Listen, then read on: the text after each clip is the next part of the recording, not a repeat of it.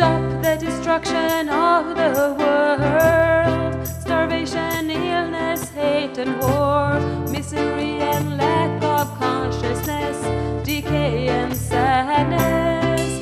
Stop our envy and inversion.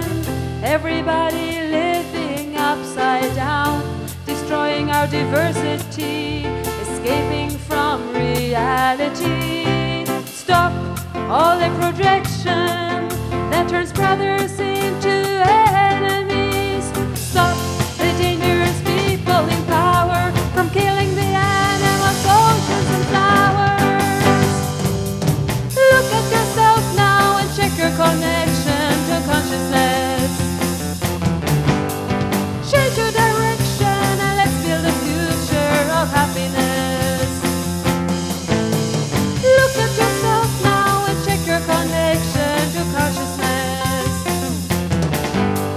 Leave your inversion and let's build a future of happiness. Stop the destruction of the world. Estamos dando início a mais um programa Stop a Destruição do Mundo, com a finalidade de conscientizar a população das causas psicossociais da destruição da natureza, do ser humano e da sociedade. Nós não só precisamos nos conscientizar daquilo que nós estamos fazendo para agredir a natureza, as florestas, os mares, os ares, a nossa água que está se extinguindo, não espontaneamente, mas pelo uso inadequado das águas, assim como a pesca inadequada, assim como a poluição dos ares, que é feita pela ganância do poder econômico em utilizar assim do petróleo, dos automóveis para fazer lucros para suas corporações. Além disso tudo, nós temos que ver o que cada um de nós está fazendo que contribui para essa destruição.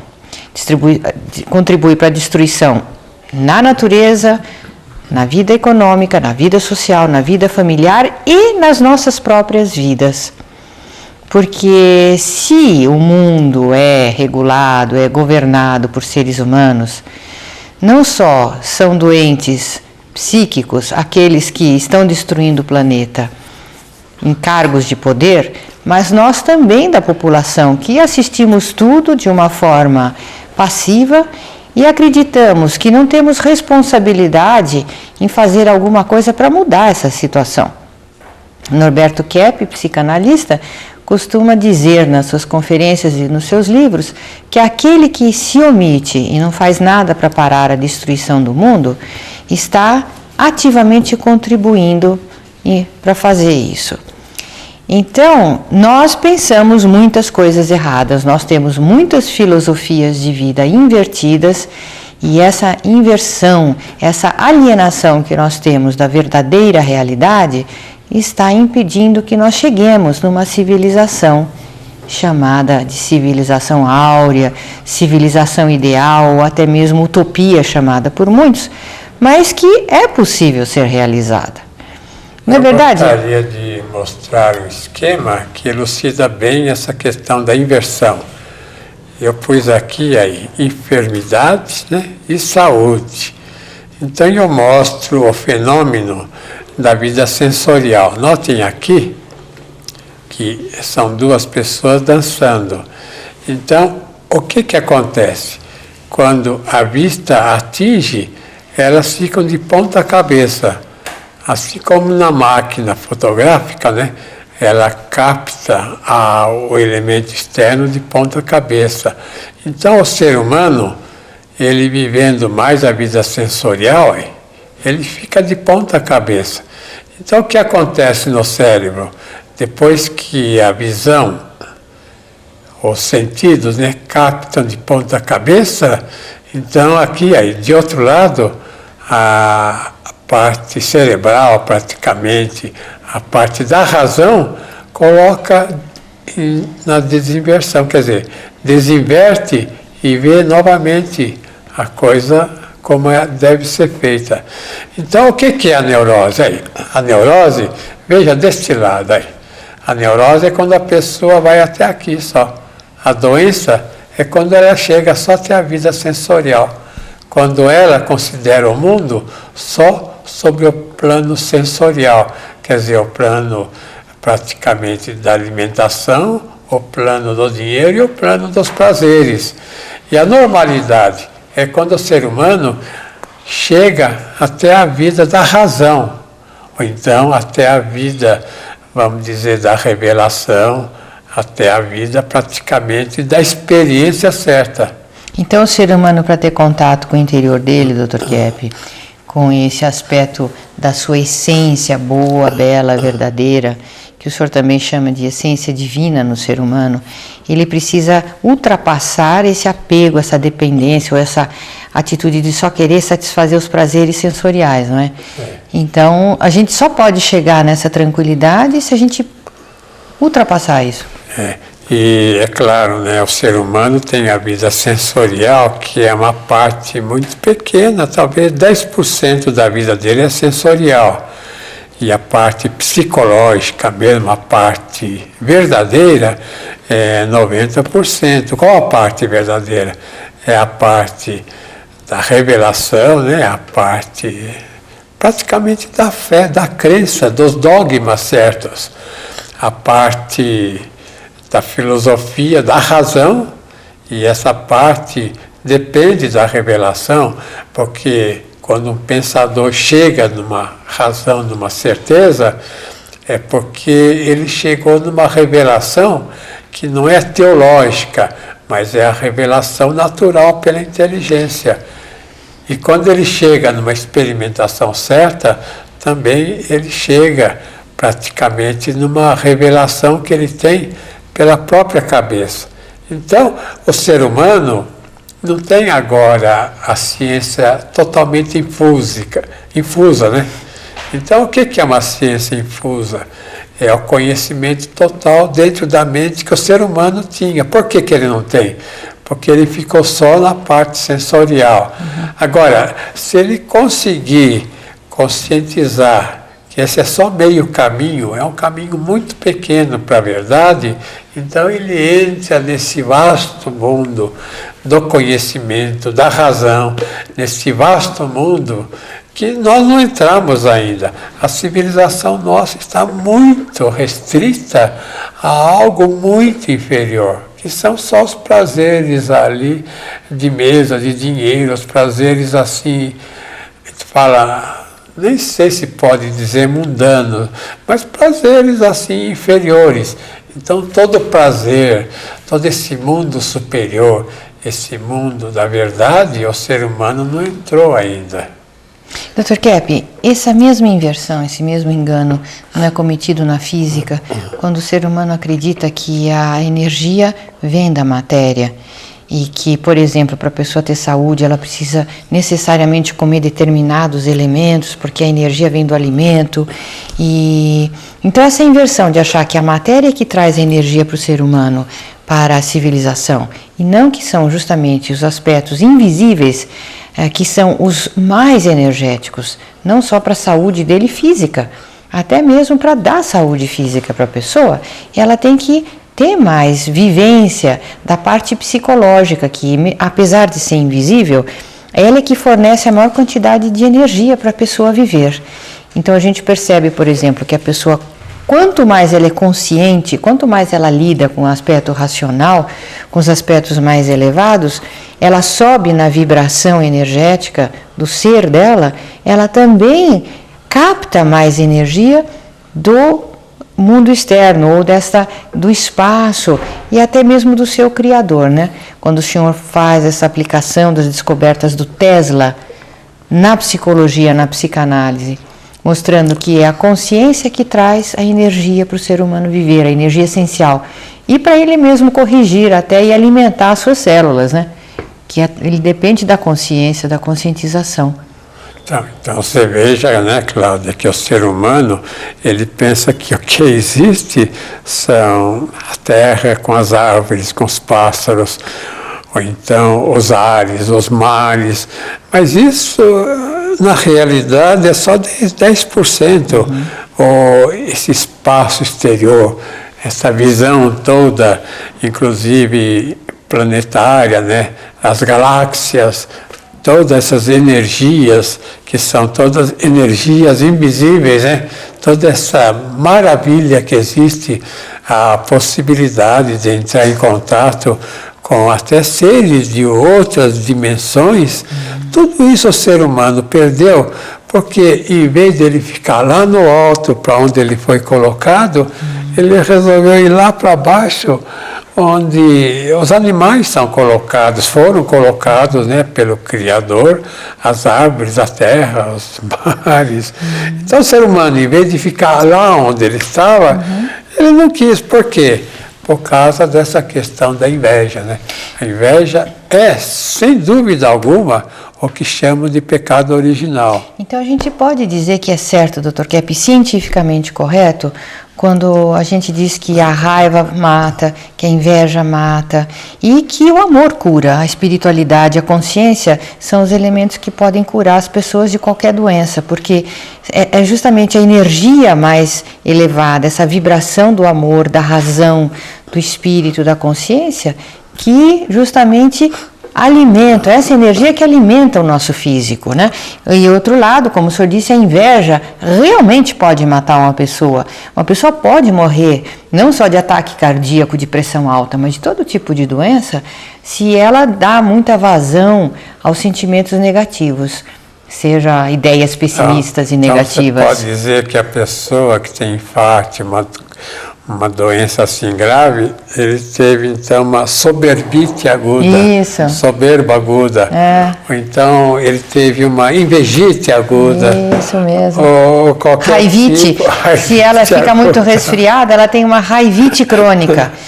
Mas presta atenção, a pessoa que fica muito resfriada, ela está em constante estado de irritação, de raiva, de descontentamento, às vezes numa atitude muito pessimista, negativista com o mundo, e negando toda a beleza, a verdade, a bondade com as quais ele foi aquinhoado, não só dentro, Cláudio. Não só no exterior, mas no interior dele mesmo, né? O ser humano precisa ter consciência da sanidade.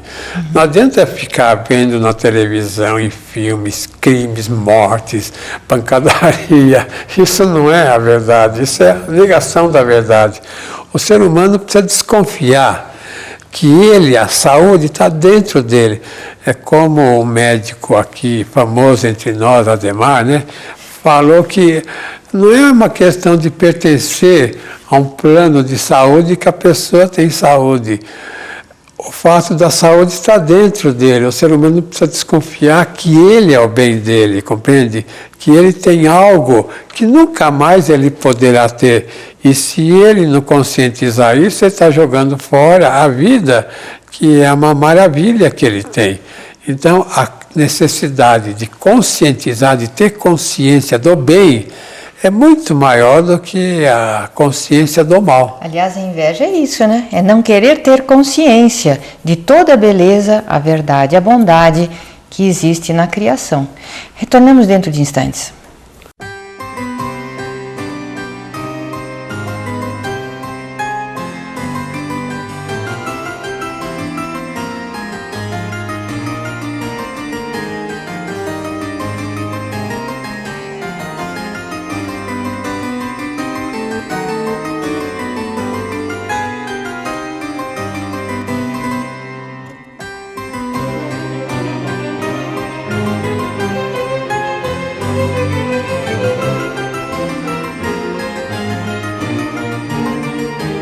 Então, Dr. Kepp, na verdade, então, a gente morre não porque a gente foi vítima de bactérias ou de vírus, ou de uma irradiação de alguma coisa. Bom, irradiações podem matar, evidentemente, não vamos chegar a esse extremo.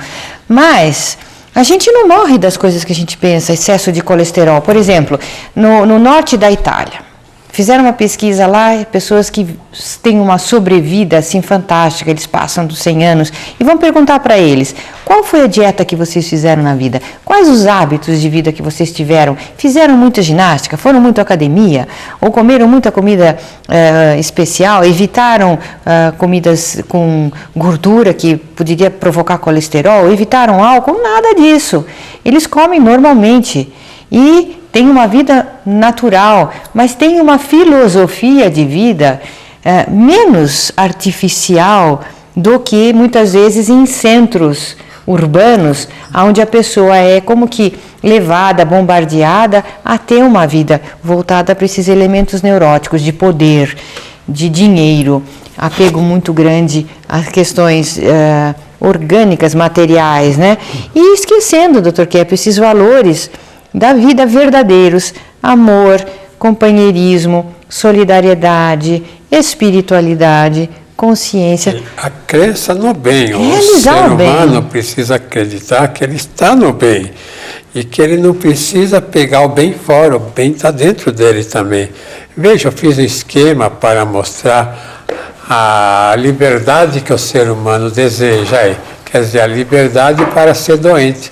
Veja lá no círculo, ele quer ser livre para os delírios. E os delírios, o que são, né? Delírio, ele pensar que, por exemplo, ele pode mais do que pode ou pode menos do que pode, compreende? Delirante não é um indivíduo que tem lá uma ideia de que ele é o rei do universo, pessoal, né? Um Napoleão, assim, um grande rei do universo, mas ele achar que ele não pode nada. E a maior parte da humanidade pensa que não pode nada. Essa é a mesma coisa do que é um delírio. Isso. Então veja novamente lá o que acontece com os delírios, né? Lá, consequências. Se o delírio é muito grande, tem as doenças mentais, pode ter as doenças físicas, todas as enfermidades e também o mundo do crime e das delinquências, né? Então, o que é o delírio?